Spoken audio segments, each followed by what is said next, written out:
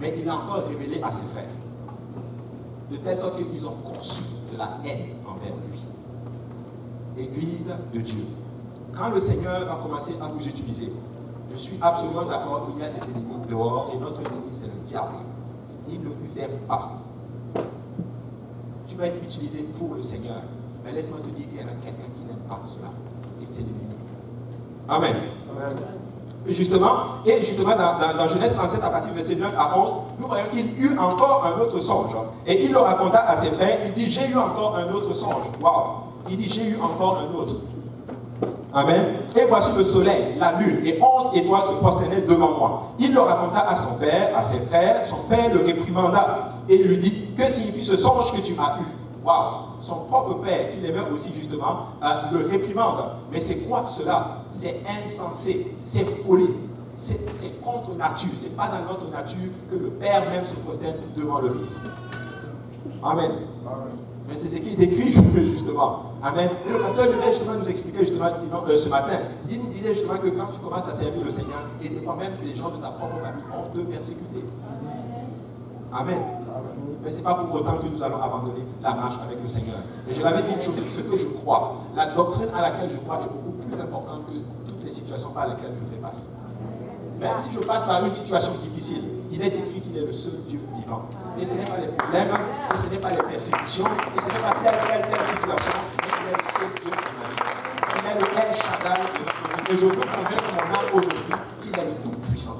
Ce n'est pas mes problèmes, ce n'est pas même ma maladie, ce n'est absolument rien du tout, mais il est El Shaddai dans ma vie, et c'est le Seigneur Jésus-Christ, il est le Tout-Puissant. Amen. Que signifie ce songe que tu as eu? Faut-il que nous venions, moi, ta mère et tes frères, se prosterner en terre devant toi? Ses frères eurent de l'envie contre lui, mais son père garda le souvenir de ces choses. Ça ne fait absolument pas de sens. Comment se fait-il que nous allons nous promener? C'était pourtant ce que Dieu avait décidé. Écoutez, les choses de Dieu sont folies pour les hommes. Ça ne fait absolument pas de sens. Amen. Ça ne fait pas de sens.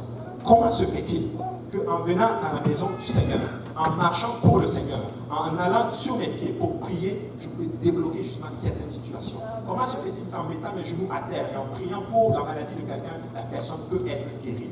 Comment se fait-il qu'une personne dans les eaux de baptême, au nom de Jésus, a ses péchés complètement effacés? Ça ne fait absolument pas de sens pour le monde. La Bible déclare que la puissance de la croix est une folie. Amen. C'est une folie. Ça ne fait absolument pas de sens. Il commence à le réprimander. Mais un jour, alors que ses frères justement sont, je pense que c'était Sichem, ils sont allés justement pour garder le troupeau et Joseph était resté. Son père va l'envoyer. Va voir si ses frères, si tout est correct. Il se lève, il obéit, il marche justement pour aller voir si ses frères sont corrects. Mais quand il arrive, lorsque la Bible dit que lorsque ses frères l'ont vu, ils ont conçu en eux un projet, c'est-à-dire le projet tout simplement de le tuer. T'imagines, tu arrives pour des frères, tu arrives pour vérifier si tout va bien à certaines personnes, mais le projet justement qui pèse, la sentence qui est en train justement d'être pesée sur toi justement, c'est ta mort. Amen. C'est ta mort. Mais Joseph justement est en train, innocent justement de ceci, innocent justement de tout ce qui était en train d'être préparé contre lui, mais il était tout simplement en train d'obéir à son père.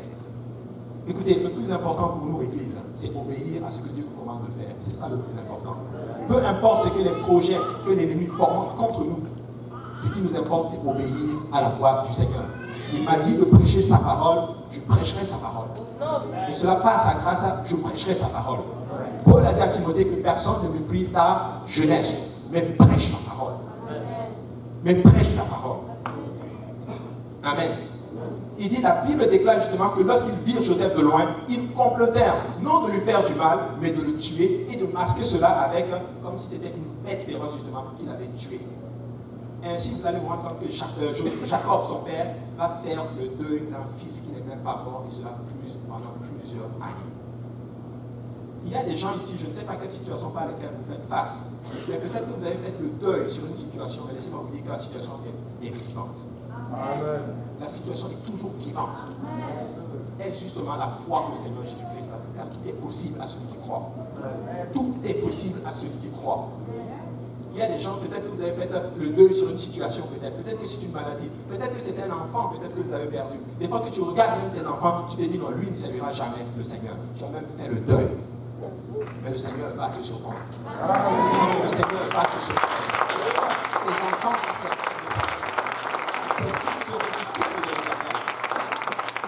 tes fils seront disciples de l'Éternel. Amen. Son frère, Ruben, l'aîné, va le délivrer.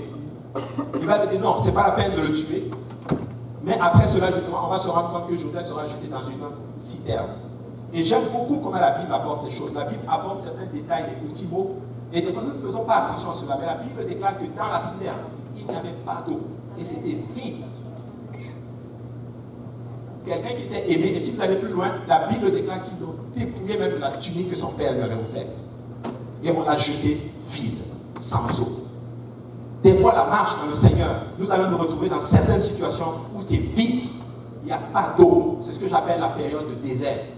Comment quelqu'un avec une telle promesse, comment quelqu'un avec une telle promesse du Seigneur, oui, je ferai de toi quelqu'un d'important, oui, je vais t'utiliser puissamment. Mais lorsque tu commences à rentrer justement ceci, il se retrouve dans une citerne avec les promesses du Seigneur. Il s'est retrouvé dans une situation à vide avec la parole que l'Éternel lui avait révélée. Je ne sais pas quelle révélation vous avez aujourd'hui du Seigneur, mais tu peux te retrouver avec les promesses du Seigneur étant dans une citerne vide. Mais quand je sors des Écritures, je ne vois nulle part Joseph murmurer contre Dieu, Joseph se plaindre. Amen. Et vous allez voir justement, c'est là qui développe ce qu'on appelle le type du Christ. Et j'ai regardé un peu le type du Christ. Et vous allez voir quand c'est pareil, il est exactement comme Jésus-Christ. Il commence à développer justement les caractères du Christ en lui. Laissez-moi vous dire que vous qui voulez ressembler à Christ, c'est dans la souffrance des fois que nous développons justement les types du Christ en nous. Parce que dans Ésaïe justement 53, la Bible dit méprisé, rejeté de tous, exactement comme Joseph était. Il était méprisé par ses frères, il était rejeté complètement, il était abandonné tout seul. C'est dans la souffrance que nous allons développer justement le type du Christ. La Bible déclare que tout disciple accompli devient comme son maître. Je ne sais pas si vous êtes disciple de qui aujourd'hui, mais moi je vais être le disciple du Seigneur Jésus. Moi je vais être le disciple du Seigneur Jésus. Peu importe les situations, peu importe les moments difficiles, avec de telles promesses, comment se fait-il que je me retrouve dans une telle situation? Oui, prédicateur, le Seigneur a posé son onction sur toi. Tu vas être utilisé, tu vas être prêché. Des âmes viendront au Seigneur.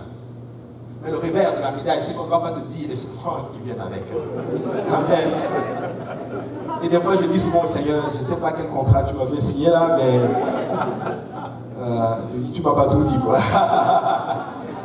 Mais moi, je bénis le Seigneur. Parce que les voies du Seigneur, ce n'est pas les plus faciles, mais ce sont les meilleures.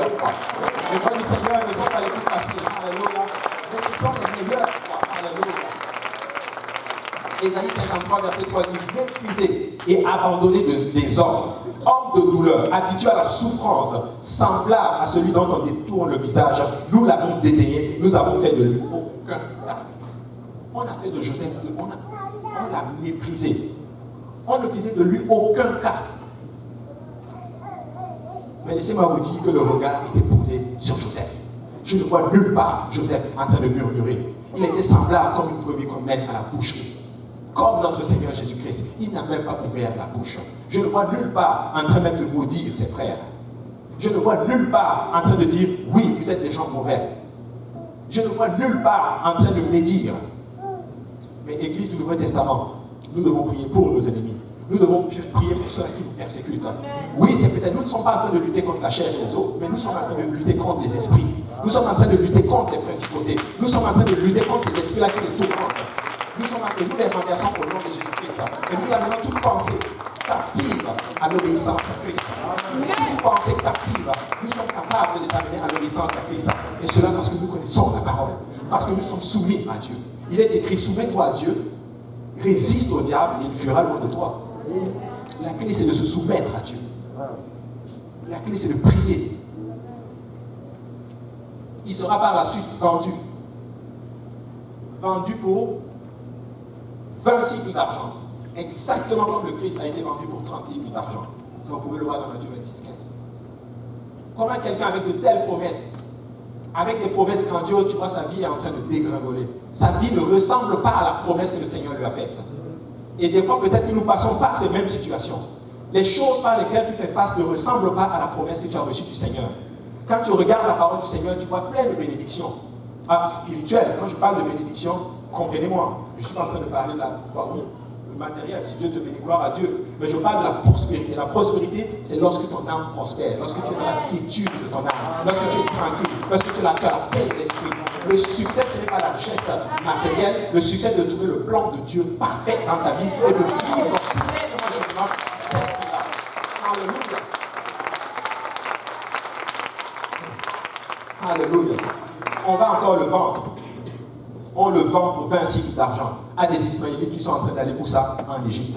Et si vous étudiez la typologie, l'Égypte est un type du péché. C'est là qu'on est en train de le vendre. Et là, justement, on va voir son frère Jacob, une bête féroce, justement, l'a attaqué. Une bête féroce l'a dévoré. Faisant de telle sorte que Jacob va faire le deuil d'un enfant qui n'est même pas mort.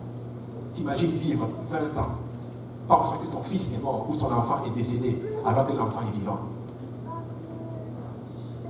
À quoi ça sert alors de vivre dans une situation et tu fais le deuil, pensant qu'ils ne vont jamais servir le Seigneur, pensant que telle situation ne va jamais arriver, pensant que tu ne seras jamais guéri, alors que justement la situation est toujours vivante.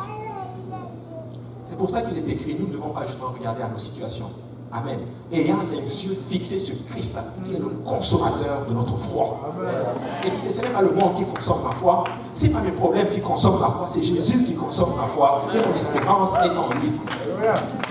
David dira, pourquoi tu abats mon âme? Quelqu'un doit parler à son âme aujourd'hui. Quelqu'un doit convaincre son âme aujourd'hui qu'il est El Shaddai. Quelqu'un doit convaincre son âme qu'il est le Dieu puissant. Alléluia. À un moment donné, tu dois te lever et parler à ta situation. Dire à ta situation, tu sais quoi? Tu fais ta part, mais j'ai décidé de suivre le Seigneur. Amen. Regardez, quand vous avez les yeux fixés sur le Seigneur Jésus-Christ, tu n'as pas le temps de voir les persécutions. Je m'explique. Étienne était en train d'être lapidé. Mais la Bible déclare qu'il lève les yeux, étant rempli du Saint-Esprit, il voit le Fils de l'homme assis à la droite de Dieu. En d'autres termes, les pierres, les grosses pierres, il ne sentait même plus la douleur. Vous savez pourquoi? Parce qu'il n'était plus à cette dimension-là. Il était dans la dimension justement du spirituel. C'est-à-dire que ses yeux spirituels se sont ouverts. De telle sorte qu'il voyait justement le Christ dans sa gloire. Il voyait le Christ dans sa puissance. Je ne sais pas s'il y a des gens qui veulent voir le Christ dans sa puissance. Est-ce qu'il y a des gens qui sont prêts je vais servir le Seigneur. Et Jacob dans Genèse 15, verset 28, il dit ceci. Il dit, voici, je suis avec toi, je te garderai partout où tu iras. Je te ramènerai dans ce pays, car je ne t'abandonnerai point que je vais exécuter ce que j'ai dit. Écoutez, est-ce que quelqu'un est en train de prier pour le salut d'un membre de famille ici aujourd'hui? Est-ce que quelqu'un est en train de voir pour ses enfants aujourd'hui? Est-ce que quelqu'un est en train de voir justement un membre, un problème quelconque? Est-ce que la situation est morte pour toi? Est-ce que tu es en deuil en ce moment? Mais la Bible déclare, alléluia, qu'il donne une onction d'huile au lieu du deuil. Amen.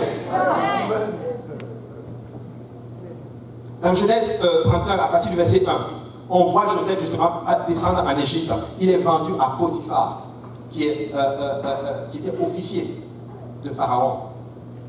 Écoutez, comment deux songes faisant de lui justement la promesse de Dieu. Et ça t'amène des fois à douter de la promesse du Seigneur. Des fois les problèmes vont t'amener des fois. Vous savez quoi? Les situations des fois peuvent vous amener justement à changer notre mentalité. Mais nous devons être solides dans la parole.